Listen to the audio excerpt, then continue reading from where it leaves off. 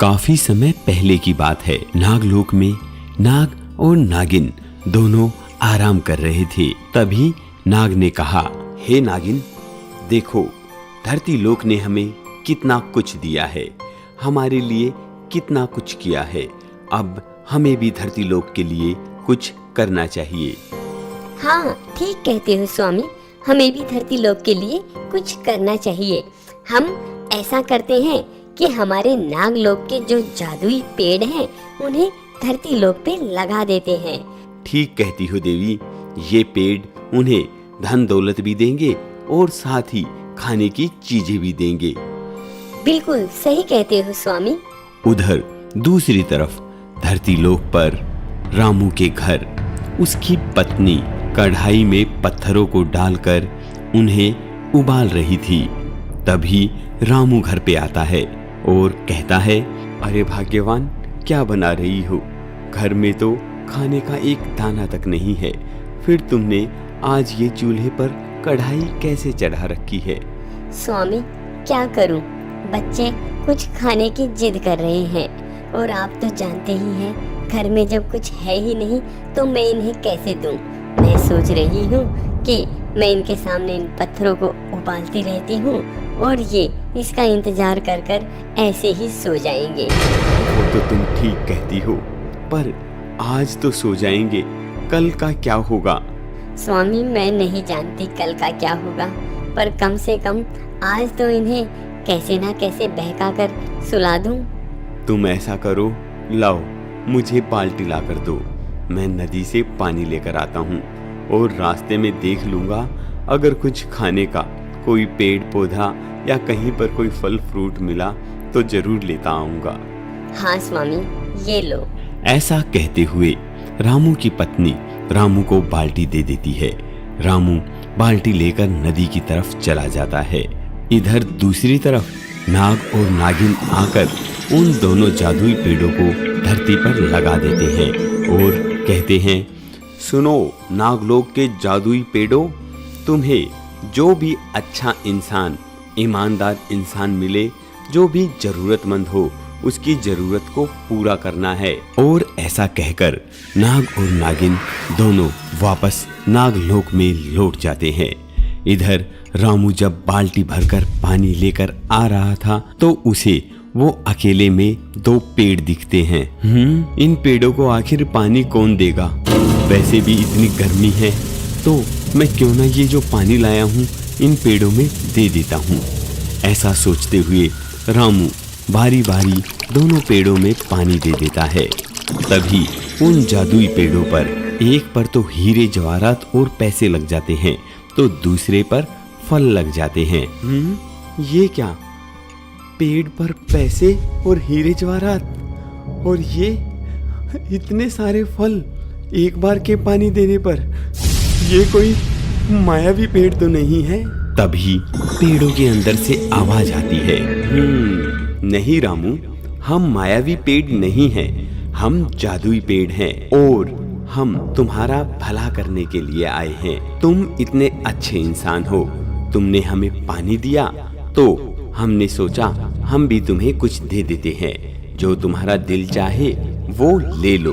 तभी रामू एक पेड़ पर से थोड़े से पैसे तोड़ लेता है तो दूसरे पेड़ से एक दो फल ले लेता है। तभी पेड़ के अंदर से फिर से आवाज आती है, रामू, तुम जितना चाहो उतना ले सकते हो, हम तुम्हें मना नहीं करेंगे। नहीं, मेरे लिए इतना ही काफी है, इससे मेरे बच्चों का पेट भर जाएगा और ये जो थोड़े से पैसे हैं इतने मेरे पास काम नहीं आता, इतने इनसे गुजारा हो जाएगा। उसके बाद मेरे पास काम आने लगेगा तो मैं अपना गुजारा खुद कर लूंगा। रामू, तुम बहुत ईमानदार हो, अगर तुमने लालच दिखाया होता तो तुम यहीं पर राख के ढेर में बदल जाते।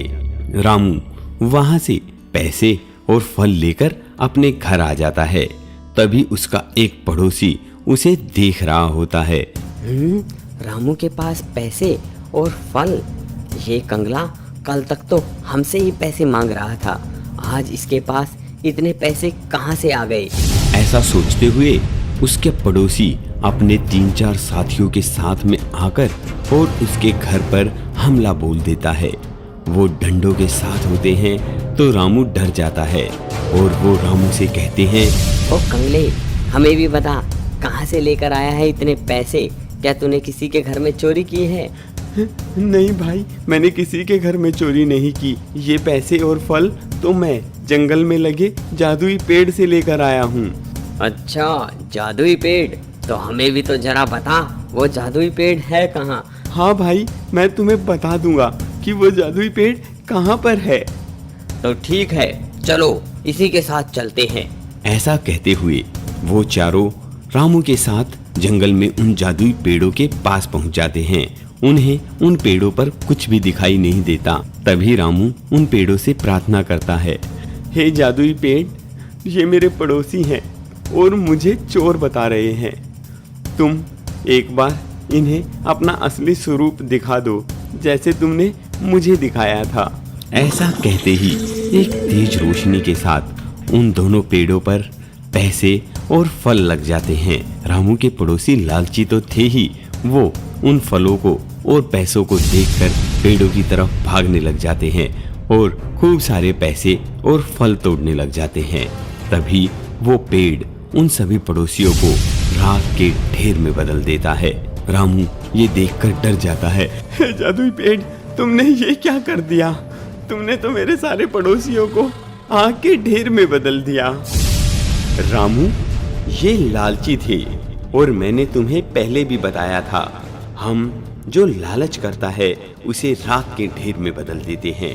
तभी नागलोक से नाग और नागिन वहां पर आ जाते हैं। रामू नाग और नागिन से प्रार्थना करते हैं, हे नागलोक के देवताओं, नाग और नागिन, मेरे पड़ोसियों को ठीक कर दो। हाँ रामू, हम तुम्हारे पड़ोसियों को ठीक कर देंगे, पर हमें इसके साथ ही अपने इस जादुई पेड़ को वापस भी लेकर जाना पड़ेगा। ठीक है नाग देवता, आप इन जादुई पेड़ों को बेशक वापस ले जाओ, पर इनके बीवी बच्चे बेचारे इनके बिना कैसे रह पाएंगे? मेरे इन पड़ोसियों को ठीक कर दो। ऐसा कहते हुए नाग और नागिन दोनों पेड़ों को वापस ले जाते हैं और रामू के पड़ोसियों को ठीक कर देते हैं। इसीलिए तो कहते हैं दोस्तों, कुछ लालची लोगों के कारण सही लोगों का भी जीवन अच्छे से नहीं चल पाता है। लालच बुरी बला है जो सिर्फ आपको नुकसान दे सकती है। इसलिए किसी प्रकार के लालच में ना पड़कर अपने जीवन को बिल्कुल अच्छे से व्यतीत करें।